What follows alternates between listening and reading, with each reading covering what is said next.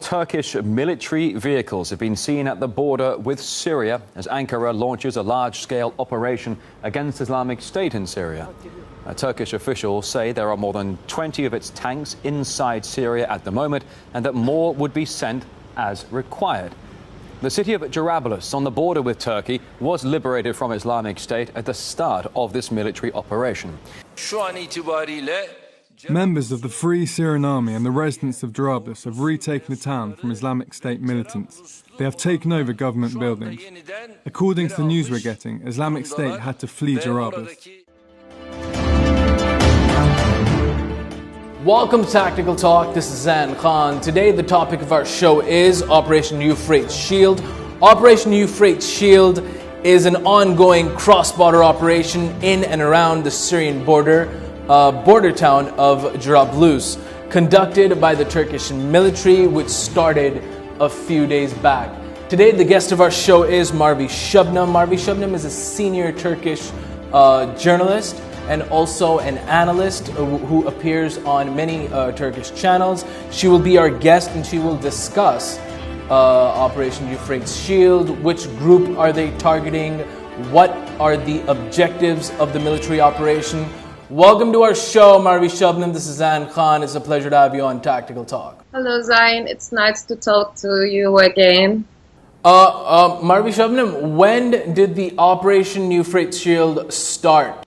The Turkish Armed Forces started its cross-border Euphrates Shield operation against the Daesh terror organization early on August 24, which means on Wednesday last week. It's been 8 days. It started with airstrikes of Turkish air forces and also ground forces which were backed by the strikes from rocket launchers, howitzers and tanks on the ground.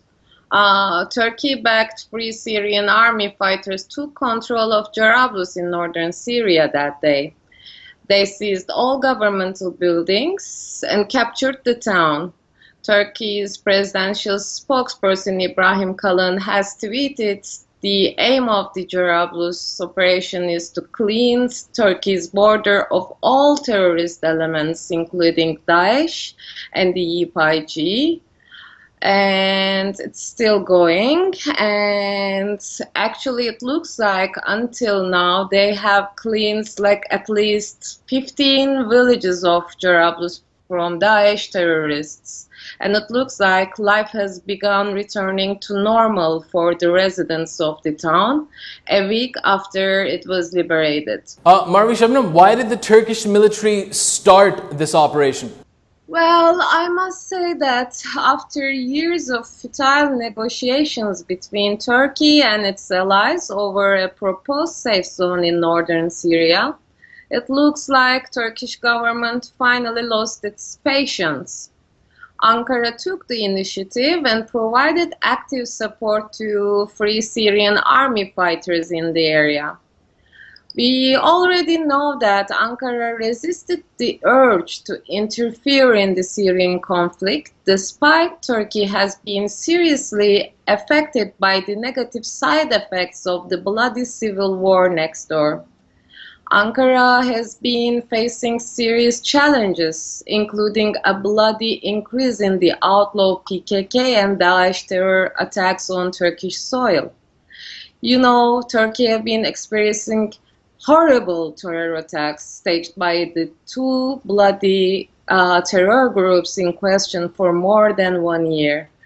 Recently, a bloody massacre staged by the Daesh on August 20 in the southeastern province of Gaziantep at a henna party prior to a wedding where at least 50 civilians were killed. Of course, this attack was a significant final defining moment for the Jarablus operation to start, Zain. And moreover, the situation in Syria had a negative impact on Turkey's relations with its neighbors and its allies like the United States or Russia, the two great powers which have been entangled in the conflict. You know, it took months of secret negotiations for Turkey's relations to Russia with Russia to recover from the November 2015, when a fighter jet of Russian Air Forces violated Turkish airspace and it was shot down by Turkish Air Forces. This move did not only froze Turkey-Russia relations, but also stopped the initiatives that Turkey was seeking for regarding the goal to form a safe zone in northern Syria. And at the end of the day, Turkey's policy was to stay away from a war that could easily become a quagmire, but it had to do something in order to clean its neighborhood from terrorist groups, to keep Syria united, and to decrease threats against Turkey's security and sovereignty. What are the objectives, the main objectives of the Operation Euphrates Shield, and which groups is it targeting, this military operation? Well, there are several goals of the operation, and there are several factors that changed Ankara's calculus. First, Turkey interfered in the Syrian conflict later than all outside powers, including the United States, Russia, or Iran. By the time Ankara had given the green light for the ground incursion, they had clearly seen the limits of each party's power. As you remember, Turkey resisted the United States' pressure to interfere Syria back in 2013. And refused to single-handedly remove Bashar al-Assad from power and defeat Daesh alone. Instead, the government chose all parties to understand the situation in Syria. It was a big mess, and it had to be taken under control altogether. It had to be everyone's problem, but no one really cared. But for more than 1 year, Turkey's national security and territorial integrity has become at stake. So Ankara chose to launch the ground incursion on its own terms. Moreover, the Euphrates Shield operation represents an effort by Turkey to fight two separate terrorist groups I mentioned: Daesh, which has been notably weakened, and the YPG, the armed wing of the PYD, which is a Syrian offshoot of the outlawed PKK. And this group, you know, is lately at the height of its power in northern Syria. Ankara wants Assad to leave its position soon, as he is the only one who is primarily responsible for all this mess, all this chaos. But Assad regime's reaction to the Jarablus operation was limited to a written statement alone. They couldn't outcry much, and it indicates that the situation is extremely complex there. Also, the YPG has grabbed a really large land across the border of Turkey, so the ground incursion will aim to prevent the creation of a PKK-controlled statelet in northern Syria. In addition to that, there is an increased civilian oversight over the Turkish military and vast popular support for the Turkish government, especially after July 15 Gülen's coup attempt. This support made it possible for Jarablus Operation Euphrates Shield to move forward in an effort to establish a Turkey-backed FSA control over the Jarablus region, which can become a de facto safe zone soon, I guess. This is a very important question. Which group is the biggest threat to Turkey? Yes, this is one of the most popular topics in debates. Yeah, Zain, the answer to your question is simple for almost all of the people in Turkey. While the question itself is too ridiculous to ask for many outside of Turkey, since they do not know the dimensions of Turkey's internal issues. I know. Everyone wants us to say that Daesh is the one and only threat to Turkey and for all of us. Well, if it was asked who was more brutal or who uses more violent methods in the crimes they commit, the answer would, of course, be the Daesh for most Turkish people as well. Again, if it was asked whether they would prefer to see Daesh inside Turkey instead of the outlawed PKK, Turkish people would also, of course, say no. But recently, the PKK problem comes first, since it's actively threatening Turkey's national security and sovereignty. That is why the majority of the population says Turkey should fight the PKK as it does Daesh. This does not mean that they don't see Daesh as a terrorist organization. They do. According to them, the PKK is actively and directly targeting Turkey at the moment, so it requires a top priority. I want to give you an example. On May 12th, 13 civilians were killed in a blast detonated by the PKK on a road near Dürümlü, close to the village of Sarıkamış in Diyarbakır in the southeast of Turkey. The PKK said that the bomb exploded by mistake. It had to explode in Diyarbakır, as if 15 tons of explosives loaded on a truck heading to a highly populated city were normal.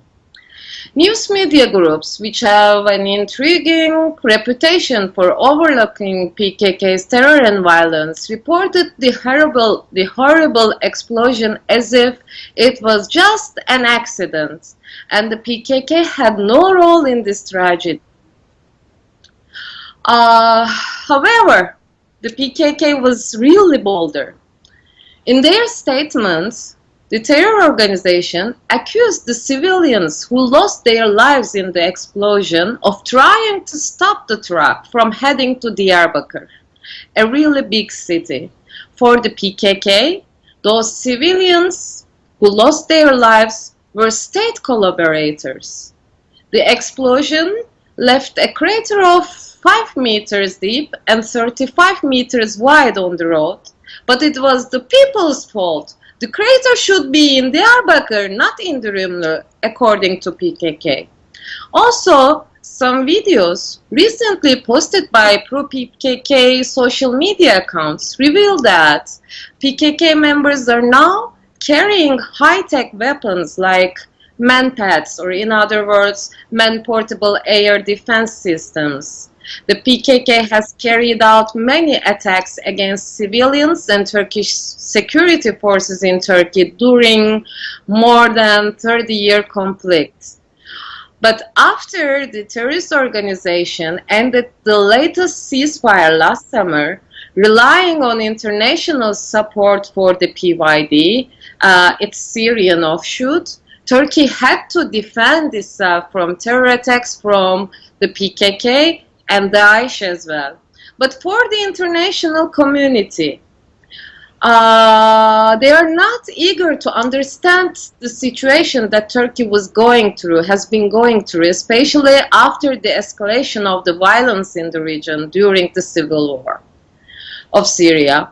Especially the US chose to deny the organic link between the PYD and the PKK delivered to the PYD in Syria have been regularly carried through the Syrian border to Turkey to be used against Turkish forces and civilians. Also, Europe provided a safe haven for PKK members. In the capital cities of Europe, the PYD opened office after office, which are widely used by the PKK members. So both Daesh and PKK are big threats to Turkey, but we can't underestimate the PKK and the PYD danger as well. Last question, and I'm going to make this quick. How effective will this operation be to bring back tranquility to Turkey? Turkey wants to prevent the PYD's establishing territorial contiguity between its self-claimed cantons in Syria. The last remaining zone gap in PYD-held territory on the Turkish border is between Kobani and Afrin, the zone where Jarablus is located in, and it forms the strategic objective of this operation. Turkey wants to secure the Aleppo corridor as well from belligerent forces, be it YPG or Daesh. Also, Turkey aims to clear the Daesh presence, which has posed a direct security and strategic threat to Turkey from its borders. And by clearing Daesh from the area and halting the YPG's westward expansion, Turkey aims to create a breathing space for the Syrian opposition, which previously was skewed between Daesh, the Syrian regime, and the YPG.